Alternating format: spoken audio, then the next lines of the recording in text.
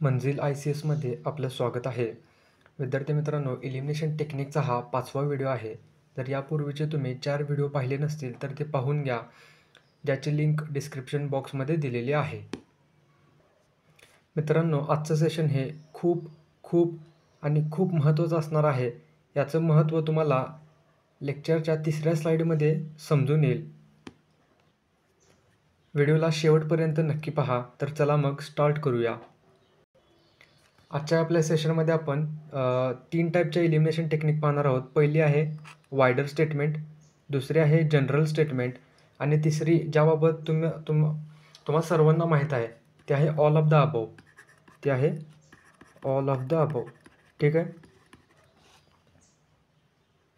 मित्रांनो, इथून पुढचं माझं एक विधान थोडंसं बारकाईनं ऐकत चला, कारण की हे खूप महत्त्वाचं आहे, जेणेकरून आपल्याला या टेक्निक सर्वच्या सर्व व्यवस्थितपणे समजून येतील. पहा, जरा थोडंसं बारकाईनं आपण विचार केला तर आपल्याला असं लक्षात येते की एम पी सी ही 4 प्रकारचे पॅटर्न वापरून MCQ बनवते. बघा, हे 4 पॅटर्न आपण कोणते ते आपण पाहणार आहोत. त्यातला पहिला पॅटर्न बघा, हा पहिला पॅटर्न आहे आपला. यामध्ये बघा, MPSC तुम्हाला 3 किंवा 4 स्टेटमेंट देते. असे 3 किंवा 4 स्टेटमेंट असतात आणि त्याचे 4 पर्याय दिलेले असतात. याबाबत तुम्हाला सर्वांना माहितीच आहे. आणि जेव्हा या प्रकारचं पॅटर्न असेल तेव्हा कोणती टेक्निक वापरायची असते हे या आधीच्या व्हिडिओमध्ये आपण डिस्कस केलेलं आहे. त्यानंतर दुसरा पॅटर्न पहा. MPSC तुम्हाला थोडक्यात हा जोड्या लावाचा पॅटर्न आहे. जोड्या लावा. MPSC या बाजूला तुम्हाला एक 3-4 काहीतरी विधान दिलेलं असेल आणि इथं 3-4 काहीतरी विधानं दिलेली असेल आणि यामध्ये आपल्याला जोड्या लावायच्या असतात. हे 2 पॅटर्न झालेले आपले. पुढचे पॅटर्न पाहू. त्यानंतरचा पॅटर्न पहा की याला आपण वन लायनर पॅटर्न असं म्हणतो. हा वन लायनर पॅटर्न असेल, या पॅटर्नवर MCQ जर विचारलेला असेल तर त्याला कशा पद्धतीने अप्रोच करायचं हे आपण पुढच्या व्हिडिओमध्ये पाहणार आहोत. या ठिकाणी तुम्ही फक्त शब्द ओळख करून घ्या की यामध्ये बघा MPSC कसा प्रश्न विचारते आपल्याला की ज्याचं उत्तर थेट एका शब्दात येते. या ठिकाणी त्याचं एक उदाहरण तुम्ही बघू शकता की इंडिपेंडन्स फॉर इंडिया लीगची स्थापना कोणी केली. अर्थातच हा पॅटर्न बघा की एक तुम्हाला प्रश्न विचारला आहे आणि ज्याचं उत्तर हे आपल्याला एका लाईनीत किंवा एका शब्दात देता येते. उदाहरणार्थ आपण दुसरं जर का उदाहरण घेतलं तर आपल्याला या चौथ्या पॅटर्नमध्ये कसे प्रश्न विचारले जातील की राष्ट्रीय महिला आयोगाच्या पहिल्या अध्यक्षा कोण होत्या. ओके, राष्ट्रीय महिला आयोगाच्या पहिल्या अध्यक्षा. अर्थातच या पॅटर्नवरून आपल्याला असं लक्षात येते की आपल्याला एक प्रश्न विचारलेला असतो आणि ज्याचं उत्तर हे एका लाईनीत असते, वन लाईनर असते. ओके, पुढचा पॅटर्न पहा जो खूप महत्त्वाचा आहे. जर का आपल्याला वायडर स्टेटमेंट ही जर एलिमिनेशन टेक्निक समजून घ्यायची असेल तर हा तुम्हाला पॅटर्न समजणं, ओळखणं खूप गरजेचं आहे. हा पॅटर्न तुम्ही थोडंसं बारकाईने पहा. यामध्ये बघा, MPSCने आपल्याला एक विधान दिलेलं आहे आणि हे 4 पर्याय आहेत. बघा, या पर्यायामध्ये युनिकनेस काय आहे की बघा, आपण जनरली पर्याय असे पाहतो A-B, दुसरा A-B-C, तिसरा ओन्ली A आणि चौथा ऑल ऑफ द अबव. आपण असे पर्याय पाहतो. पण हे पर्याय थोडंसं व्यवस्थित बघा की हे पर्याय अशा पद्धतीनं आहेत की या पर्यायामध्येच विधान दिलेले आहे. बघा, लक्षात येते का? थोडंसं बारकाईने बघा. या पर्यायामध्येच काय आहेत? विधाने आहेत. ओके, या टाईपचे हे पर्याय नाहीत. तर यामध्ये बघा की हे पर्याय आहेत तर हेच काय आहेत? विधाने आहेत. तर अशा वेळी वायडर स्टेटमेंट ही टेक्निक काम करते. पुढे जाण्यापूर्वी एक रिक्वेस्ट आहे. ती रिक्वेस्ट अशी आहे मित्रांनो, जर का तुम्हाला हे 4 पॅटर्न व्यवस्थित समजलेले नसतील तर व्हिडिओ रिवाइंड करा किंवा व्हिडिओ थोडा वेळ पॉज करा आणि व्यवस्थित समजून घ्या.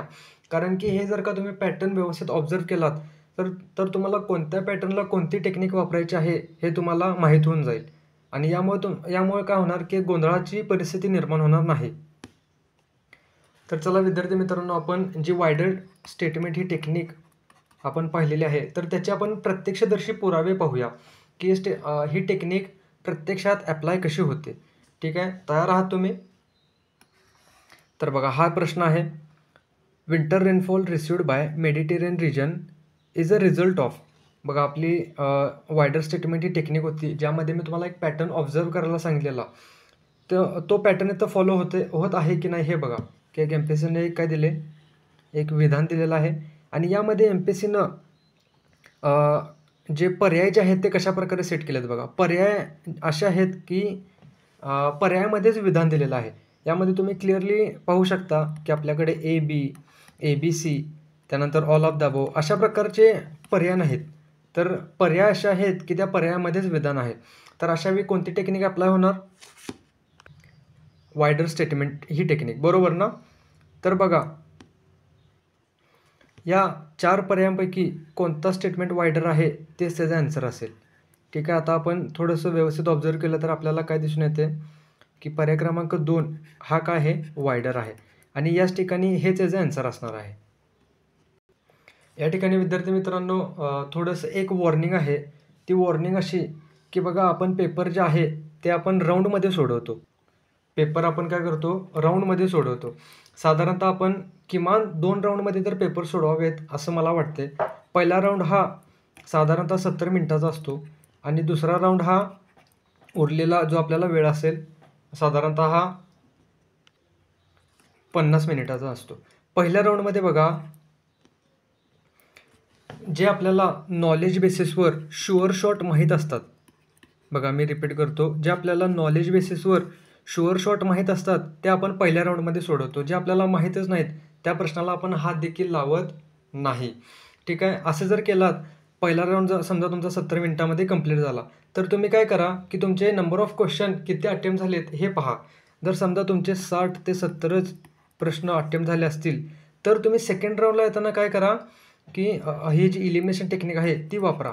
बघा, पुन्हा मी माझी रिक्वेस्ट काय करतो, रिपीट करतो. तुम्ही पहिल्या राऊंडपासूनच इलिमिनेशन टेक्निकचा वापर करू नका. का? कारण की बघा की तुम्ही 1 ते 1.5 वर्ष अभ्यास केलेला आहात. त्या बेसिसवर तुमचं काहीतरी एक नॉलेजचा बेस निर्माण झाला आहे आणि तुम्ही फर्स्ट प्रेफरन्स जे आहे, प्रथम प्राधान्य जे आहे ते तुम्ही तुमच्या नॉलेजला दिलं पाहिजे असं मला वाटते. त्यामुळं नॉलेज बेसिसवर पहिला राऊंड जो असतो, जसं की मी तुम्हाला बोललो की हा 70 मिनिटाचा पहिला राऊंड तुम्ही सॉल्व करा. नंबर ऑफ क्वेश्चन किती अटेम्प्ट होतात हे पहा आणि त्यावरून ठरवा की मला इलिमिनेशन टेक्निकचा वापर करायचा आहे की नाही. त्यानंतर पुढचा प्रश्न पहा.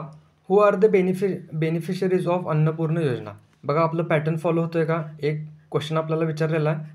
त्यानंतर 4 काय दिले आहेत? पर्याय दिले आहेत. पर्यायामध्ये A-B, A-B-C, all of the above असे पर्याय नाहीत.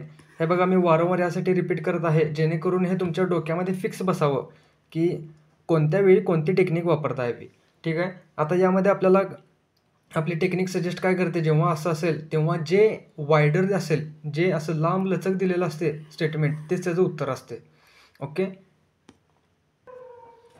परत सेम टेक्निक विद्यार्थी मित्रांनो, पॅटर्न पहा. What is mean by gender budget? ठीक आहे. आपलं पॅटर्न फॉलो होतोय का? तर बघा, आपला पॅटर्न फॉलो होते. यामध्ये आपल्याला ज्या पर्यायामध्येच काय दिलेले आहेत? विधानं दिलेली आहेत. तर अशा वेळी तुम्ही काय करणार? जे स्टेटमेंट वायडर आहे, जे स्टेटमेंट लांब लचक दिलेलं आहे तेच त्याचं उत्तर असेल. या ठिकाणी पर्याय क्रमांक 4 हे याचं उत्तर असणार आहे.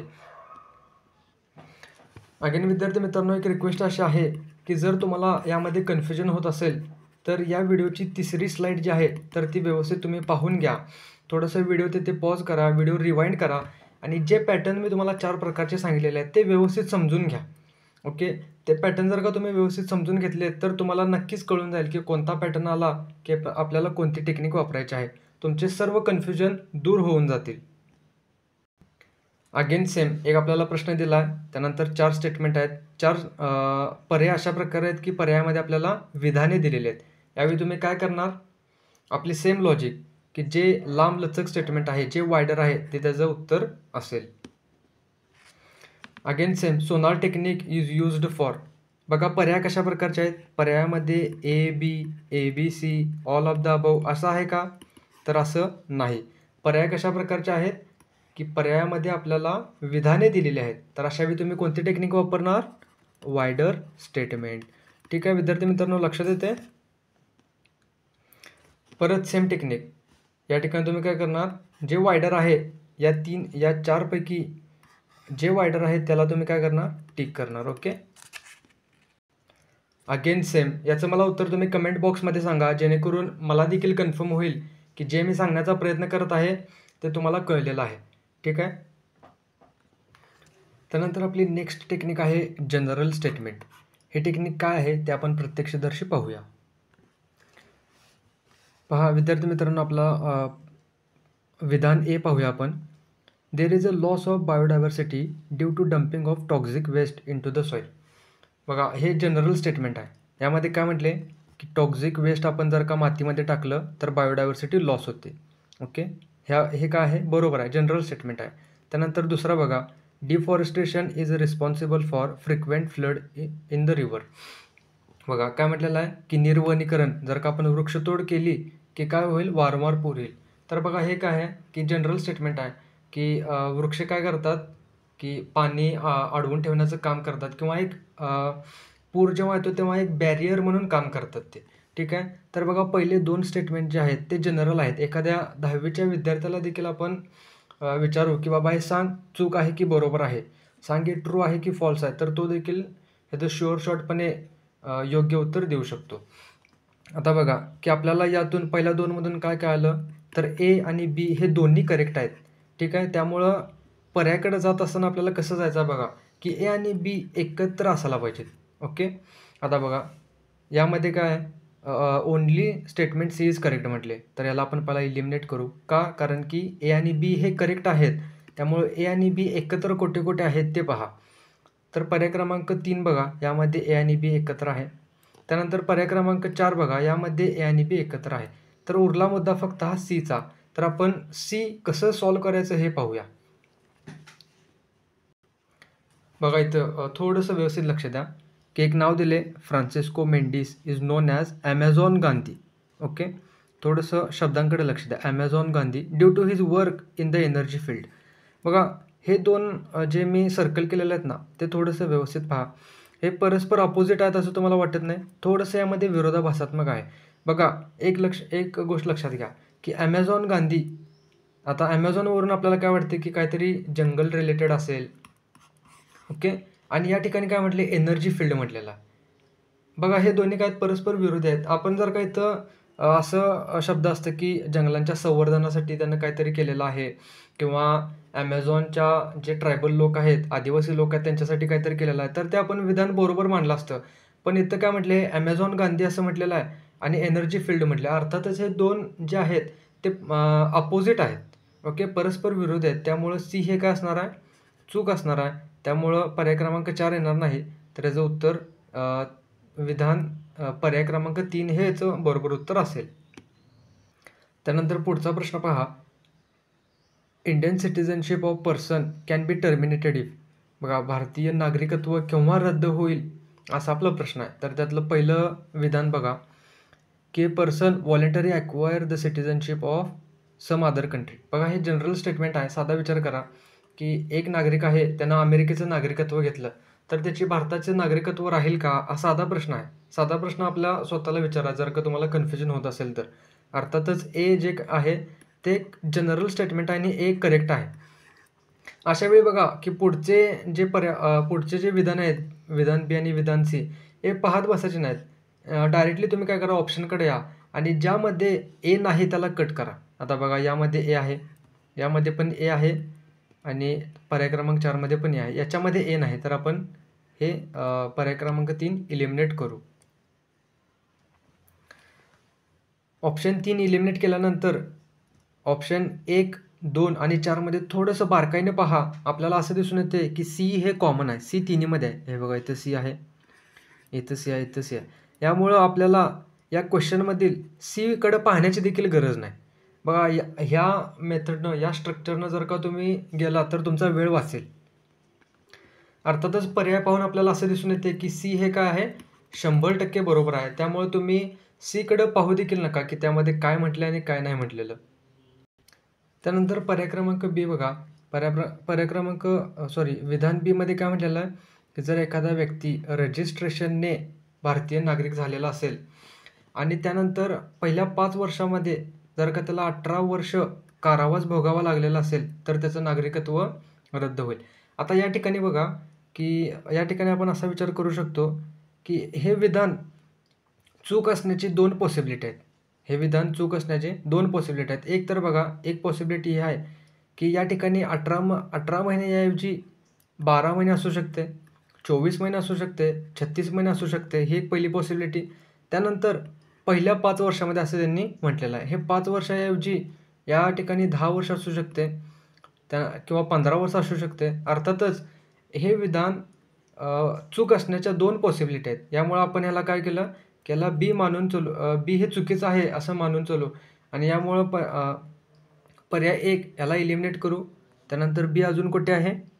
पर्याय 4 याच्यामध्ये ह्याला पण आपण हे इलिमिनेट करू आणि पर्याय क्रमांक 3 हे आपण ऑलरेडी इलिमिनेट केलेला आहे आणि या ठिकाणी तुम्ही डायरेक्टली काय होता, उत्तरापर्यंत पोहोचता. यानंतर पुढचा प्रश्न पहा. हा प्रश्न 2022 मधील आहे. प्रश्न क्रमांक 11 सेट ए मधील आहे ते सगळे. पहिलं विधान पहा. Soil erosion is not a serious problem of agriculture. बघा, हे आपण जनरल स्टेटमेंट आहे. हे आपण वाचल्या आपल्याला असं लक्षात येते की हे विधान चुकीचं आहे. ओके, तर आता आपण डायरेक्टली काय करू, ऑप्शनकडे येऊ. बघा, या पर्याय क्रमांक 2 मध्ये काय म्हटले, A and B are correct, पण आपल्याला माहिती आहे की ए चुकीचं आहे. त्यामुळं पर्याय क्रमांक 2ला इलिमिनेट करा. त्यानंतर ए जे आहे ते तिसऱ्या पर्यायामध्ये पण आहे. त्यामुळं पर्याय क्रमांक 3 पण काय करा, इलिमिनेट करा. ओके, आता बघा, पर्याय क्रमांक 1 मध्ये काय म्हटले, B and C are correct आणि पर्याय क्रमांक 4 मध्ये काय म्हटले, A B C are not correct असं म्हटलेलं आहे. ए बी सी तिन्ही विधाने काय चुकीचे आहेत. अर्थात या ठिकाणी आपल्याला बी आणि सी हे आपल्याला पाहावे लागतील. ठीक आहे, आता बघा, बी आणि सी पैकी एखादं जरी विधान बरोबर असेल तर हा देखील पर्याय काय होऊन जाईल, इलिमिनेट होऊन जाईल. आता बघा की मला बी आणि सी पैकी एखादं विधान बरोबर आहे का हे पाहायचं आहे. तर अशा वेळी मी काय करणार की सी बरोबर आहे की चूक आहे हे पाहणार. कारण का, की आपल्याला सी बघितलं असं दिसते की हे थोडंसं शॉर्ट सेंटेन्स आहे, शॉर्ट स्टेटमेंट आहे. त्यामुळे मी सी हे पहिलं पाहणार. आता सी बघा काय, soils are saline due to over irrigation. हा देखील जनरल स्टेटमेंट आहे. जशी आपली टेक्निक सजेस्ट करते की जनरल स्टेटमेंट काय असतात हे. अर्थात याच्याकडे तुम्ही बघितलं तर तुम्हाला हे विधान बरोबर आहे असं दिसून येते. यामुळं पर्याय क्रमांक 4 पण काय होईल, इलिमिनेट होऊन जाईल आणि तुम्ही उत्तरापर्यंत पोहोचू शकता. त्यानंतर पुढचा प्रश्न पहा. Majority of coal field found in India to the east of 78 east of 78 degree east latitude. अर्थातच 78 डिग्रीच्या पुढं आपल्याला मेजॉरिटी कोल फील्ड सापडतात असा हा प्रश्न आहे, असंही विधान आहे. आपल्याला माहीत आहे का, आपल्याला हे माहीत आहे बघा की इंडियन स्टँडर्ड टाईम जे आहे, IST ज्याला आपण म्हणतो, ते कोणत्या राज्यातून जाते हो, उत्तर प्रदेश, त्यानंतर मध्य प्रदेश, छत्तीसगड, ओडिशा आणि आंध्र प्रदेश. आंध्र प्रदेश आहे ना, थोडंसं कन्फर्म करा आणि मला कमेंट बॉक्समध्ये सांगा आंध्र प्रदेश आहे की नाही.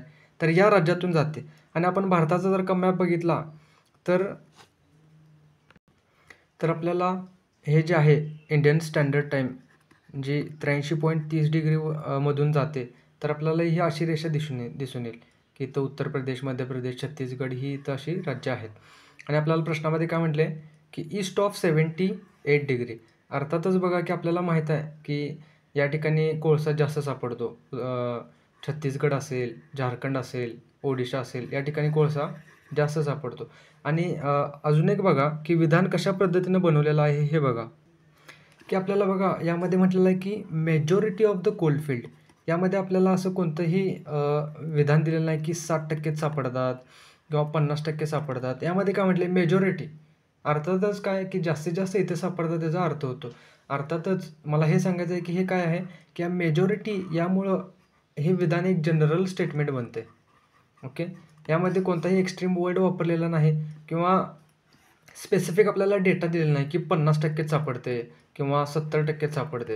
याचं का म्हटले, मेजॉरिटी म्हटले. या मेजॉरिटी या शब्दामुळं हे विधान जे आहे ते एक जनरल स्टेटमेंट बनते आणि जनरल स्टेटमेंट काय असतात, बरोबर असतात. ठीक आहे. त्यानंतर पुढं पहा, दुसरं विधान काय म्हणते की ओडिसा, छत्तीसगड, झारखंड कन्स्टिट्यूट.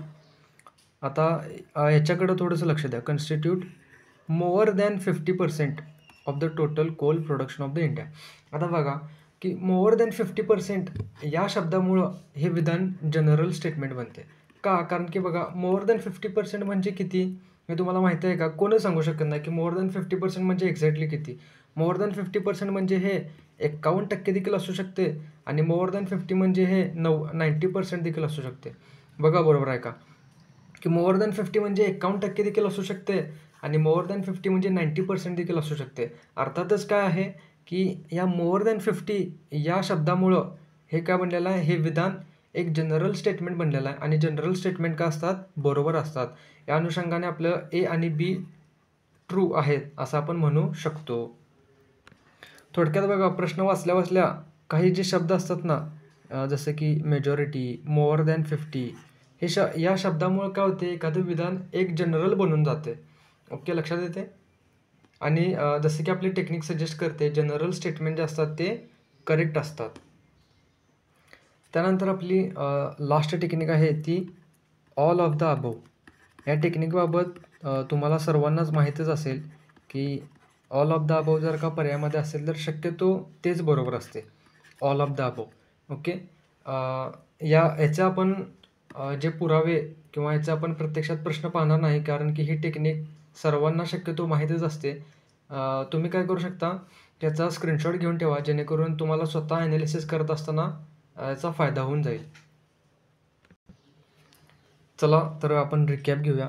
बघा स्टार्टिंगला आपण खूप महत्त्वाचे असे 4 पॅटर्न पाहिलेत. जे पॅटर्न वापरून एक्झाम सेटर जो आहे, जो MCQ बनवत आहे, तो काय करतो MCQ बनवतो. तर आपण ते 4 पॅटर्न पाहिलेले आहेत. हे पॅटर्न समजून घेणं खूप गरजेचं आहे. ज्यामुळे तुम्हाला समजून जाईल की आपली पहिली जी टेक्निक आहे वायडर स्टेटमेंट, हे टेक्निक कधी वापरायची. हे जर तुम्हाला 4 पॅटर्न व्यवस्थित समजले नसतील तर तुम्ही थोडंसं व्हिडिओ रिवाइंड करून परत पाहू शकता. ठीक आहे. त्यानंतर आपण या वायडर स्टेटमेंट काय असतं हे पाहिलं, की यामध्ये जे विधान एक वायडर असते, लांब लचक दिलेलं असते, तेच शक्यतो बरोबर असतात. त्यानंतर आपण दुसरी टेक्निक पाहिली जनरल स्टेटमेंट. General statement. यामध्ये काय होते, की एखादे विधान जे जनरल म्हणजे असं ज्यामध्ये कोणतेही एक्स्ट्रीम वर्ड वापरलेले नसतात. ओके, जनरल वर्ड्स वापरलेले असतात ते शक्यतो बरोबर असतात. आता बघा जसं की आपण मागं पाहिलं, की मेजॉरिटी, त्यानंतर मोअर दॅन 50% या शब्दांना असा फिक्स अर्थ नाही. मोअर दॅन 50 म्हणजे किती? हे 51% पण असू शकते, 90% पण असू शकते, जसं की आपण मागं पाहिलं. त्यामुळं असे जे वर्ड्स असतात त्या वर्ड्समुळं काय होते, की एखादं विधान जनरल बनून जाते आणि हे जनरल स्टेटमेंट करेक्ट असतात. त्यानंतर आपण याच्यामध्ये दुसरं पाहिलं, की काही विधाने असतात जे खूप एकदम साधे सिंपल बनवलेले असतात. जसं की वृक्षतोड केल्यामुळं नदीला वारंवार पूर येतात. हे काय की एक जनरल विधान आहे. ओके. आपण साधा विचार करून देखील याला आपण बरोबर मानू शकतो. त्यानंतर आपण पुढचं पाहिलं all of the above technique. या टेक्निकबाबत आपण जास्त चर्चा केलेली नाही कारण की ही टेक्निक साधी सोपी आहे, की बघा की तुम्हाला generally all of the above जर का पर्यायामध्ये दिलेलं असेल, तर तेच काय असते बरोबर असते. ओके. पुढं जाण्याआधी मी पुन्हा एकदा तुम्हाला वॉर्निंग देतो, की बघा या सर्वच्या सर्व टेक्निक ज्या आहेत, त्या तुम्ही सेकंड राऊंडला वापरा. बघा ही माझी तुम्हाला कळकळीची विनंती आहे. पहिला राऊंड जो आहे तर तो तुम्ही कंप्लीटली तुमच्या नॉलेज बेसिसवर सॉल्व्ह करा. त्यानंतर सेकंड राऊंड जो आहे, तो तुम्ही यामध्ये थोडंसं कॅल्क्युलेटेड रिस्क घेऊन आत्तापर्यंत आपण ज्या टेक्निक शिकलेलो आहे, त्या टेक्निकचा तुम्ही वापर करा. यानंतर एक मेजर अनाउन्समेंट आहे. ही अनाउन्समेंट ॲन्सर रायटिंगबाबत आहे. बघा विद्यार्थी मित्रांनो, आपल्यापैकी बघा की काही जण 2024ची म्हणजे शक्यतो 2024चा अभ्यास करत असतीलच. पण आता 2024ची जी एक्झाम आहे ती पोस्टपोन झालेली आहे. ती एक्झाम आपल्याला माहीत नाही की म्हणजे असं बोललं जाते की डिसेंबरमध्ये होईल. पण ठीक आहे. बघा यामध्ये ह्या एक्झाममधून काही विद्यार्थी बाहेर पडतील आणि जे 2025साठी तयारी करण्याचा विचार करत असतील आणि आपल्याकडं अजून एक दुसरा मॉप आहे, तो नवीन विद्यार्थ्यांचा, ज्यांनी म्हणजे जे आत्ता ज्यांचं जस्ट ग्रॅज्युएशन झालेलं आहे किंवा जे 2025च्या डिस्क्रिप्टिव्ह पॅटर्नची तयारी करणार आहेत. असे हे जे दोन टाईपचे विद्यार्थी आहेत, तर त्यांच्यासाठी एक खुशखबर आहे. ती खुशखबर म्हणजे आपण आपल्या यूट्यूब चॅनलवर फ्री ऑफ कॉस्ट ॲन्सर रायटिंगचं सेशन घेणार आहोत. यामध्ये टोटल आपल्याला 6 ते 7 व्हिडिओ आहेत, जे 40 ते 50 मिनिटाचे आहेत.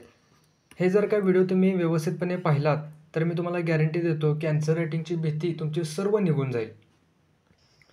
त्या सेशनमध्ये आपण हे सर्व मुद्दे ॲड्रेस करणार आहे, की व्हॉट इज ॲन्सर रायटिंग, त्यानंतर why answer writing at such initial stage, की तुम्हाला साधा प्रश्न पडू शकतो की सर अजून आमचा अभ्यास करून झालेला नाही किंवा अजून आमचे रेफरन्स बुक वाचून झालेले नाही, तरी देखील या स्टेजला आम्ही ॲन्सर रायटिंग करावं का? तर हे सर्व मुद्दे आपण त्या व्हिडिओमध्ये ॲड्रेस करणार आहे.